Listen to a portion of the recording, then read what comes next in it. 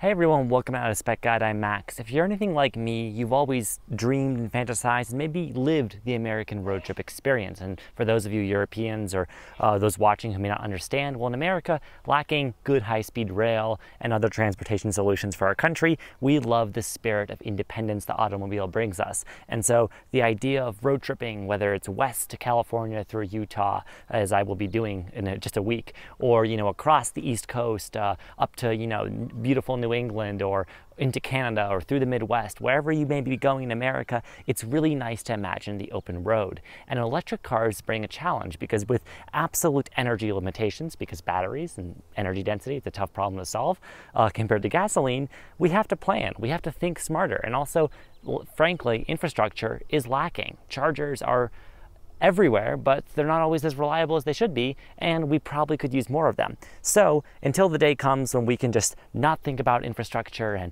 live our days free as we do in a gas car and just, route with Apple Maps or our brains on the highway system and just pull off at a gas station that we know will be there and we know will work.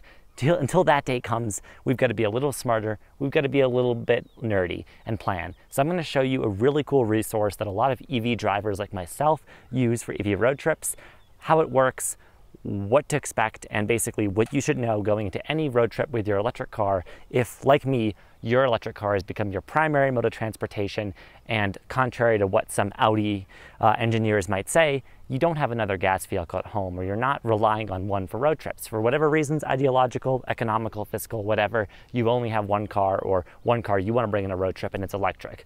Let's get you sorted with actually making that road trip possible.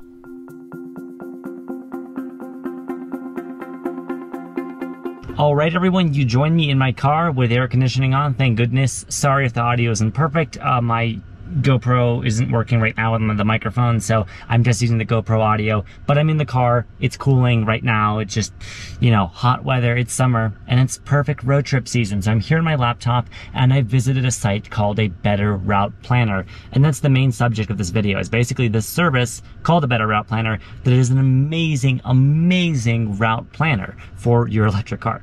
And you might ask, isn't this built into the car, Max? And yes, for most cars, there is some form of built-in route planning. Tesla has built-in route planning. It's very good. However, it's not super customizable, but it's decent. Volvo and Polestar, like my car, have really good route planning by virtue of Google Maps because they use Android Automotive. This also applies to GM cars.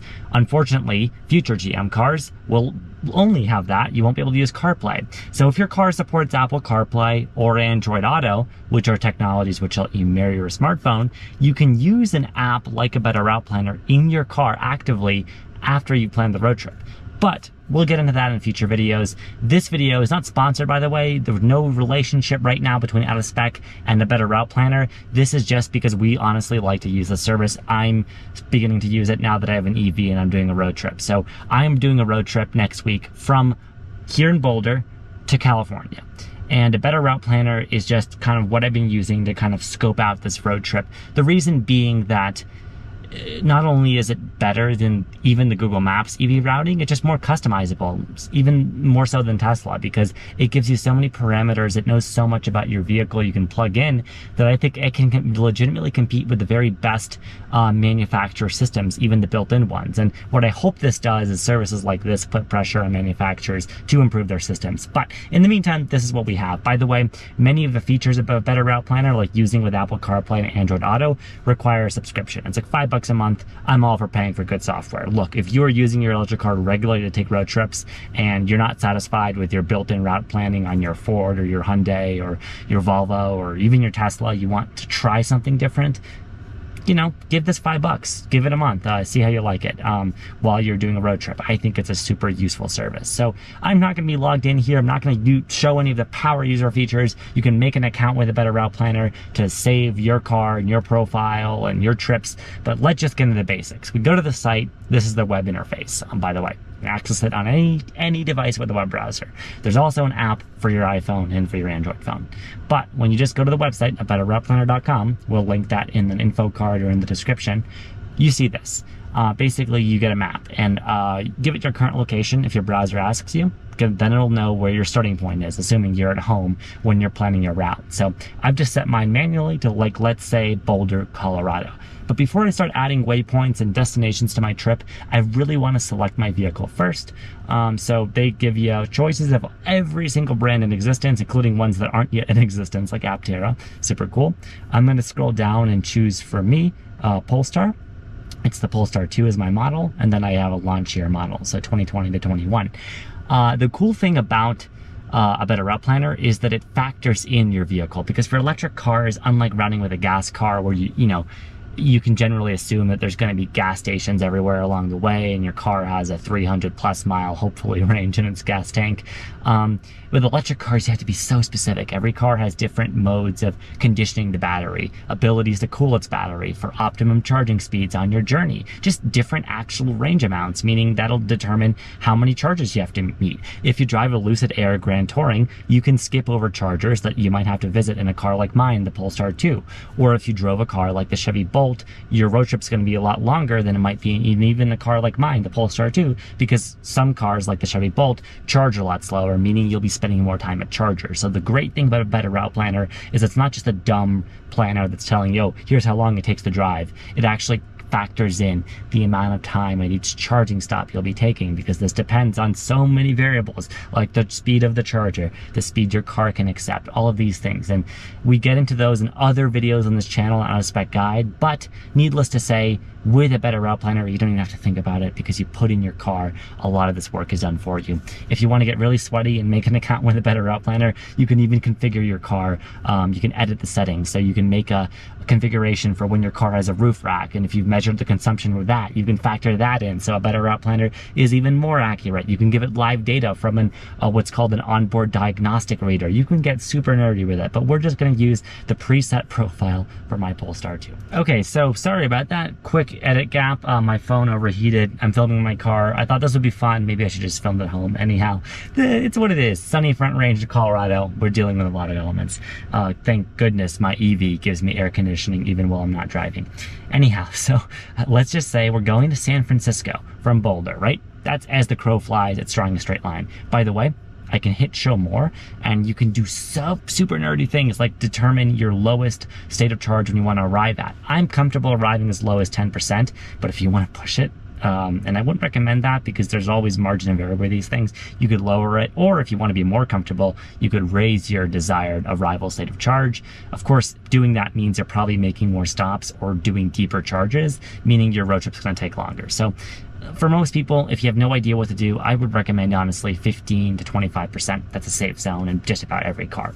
You can set its bias towards few but long stops, or short but many stops. So all these are options, but we've set at a minimum, right, our starting point and our end point. So at a very simple level, let's just start with that. We'll press this blue button, and that is going to basically calculate our route for us. Let's see what that comes out with. It does take a little bit of time. Of course, longer journeys will take longer. So all of this has to be factored in. Here we go. It's planned our route, and it looks like it's going to take about 19 hours and 3 minutes of driving, but 25 hours and 6 minutes with charging. So there you go. There you have it. And we can see, if we look here, it's telling us essentially everywhere is an Electrify America stop. There's one EVgo stop. So, and there's charge point, and then there's one EG. I've never even used that. So, oh, it's, is that a EV gateway? Cool. And there's also a come and go. That's the charge point, I guess. So all kinds of charging networks, ChargePoint, EVgo, Electrify America, they're hooked into a Better Route Planner. And if you pay for the premium subscription, you get real-time status of the chargers, which is useful if you're using a Better Route Planner live with Apple CarPlay, or with your phone mounted to your car's dash, you know, like you might do. Uber drivers do that all the time. Some people like to do that even if their car has CarPlay. However you prefer to do it, if you're doing that in real time, you can see the status of that charger and adjust your route accordingly. But we're just going over the basics today. So we can see, right, all the stops we're going to make, and the time that we're gonna charge at each one. So faster chargers where we arrive low and can take advantage of the charging curve where the car charges at its quickest when it's at a low state of charge are ideal. So if I click in any one of these, you can see we're arriving at some of these high state of charge, some of these very low. We're coming in like hot, 11% here, 10%. Love it. My out of spec style arrivals. Again, you can configure this if this is something that freaks you out. You don't have to necessarily do this. But anyhow, you can see that basically is a summary. It tells me all the stops in this list format here. I can share this. I can save this plan to my account if I'm logged in with a Better Route Planner. You can make an account through Facebook or Google or their own system. And then I can just zoom in and see. And there's also an alternate route here. If I take the southern route to San Francisco, looks like it adds 23 minutes, but I'm hitting different points like St. George and Las Vegas. So maybe I want to visit those cities or some points of interest. Maybe I want to add a waypoint in the middle. So let's restart and I'll show you waypoints because this is really cool. You're not just always going to be planning a route with one destination in mind. You might figure, hey, 25 hours, I'm not even with a partner trading off, you know, like my girlfriend and I will be driving. We're not going to continuously be driving for that long. We will want to stop at a hotel or somewhere in the middle, or maybe a cool sightseeing destination. So in between Boulder and San Francisco, it might make sense to add a cool waypoint. Let's say the Grand Canyon.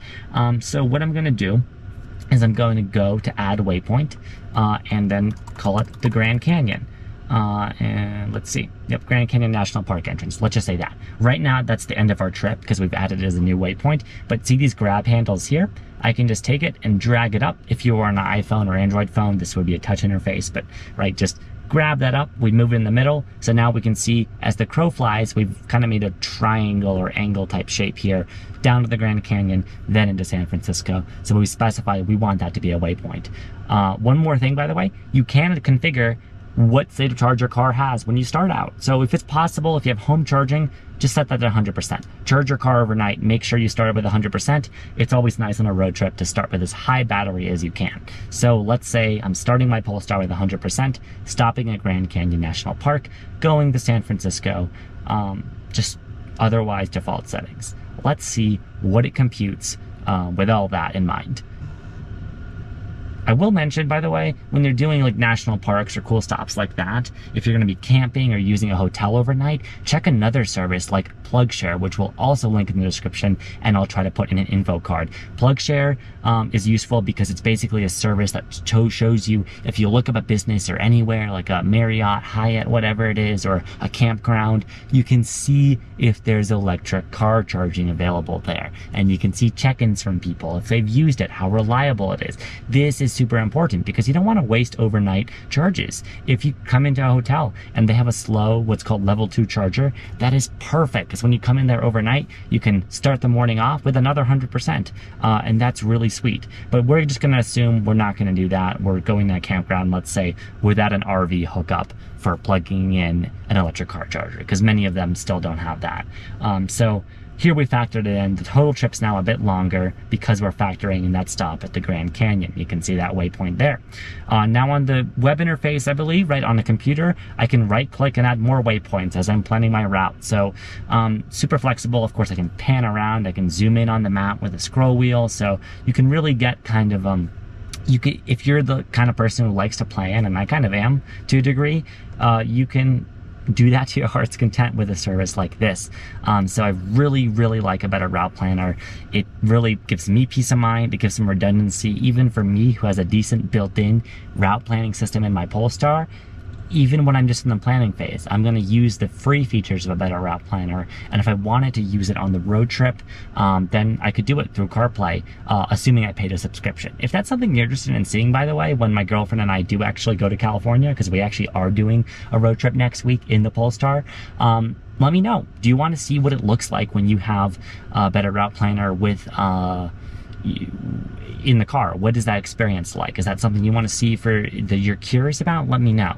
Depends on how this video does, what you think of that. But that's the basics of a Better Route Planner, and then some other just general tips for road trips, like using PlugShare to check when your destinations, whether or not they have charging. If you stop at a hotel, if you stop at a campground, please use PlugShare. Check if those sites have charging.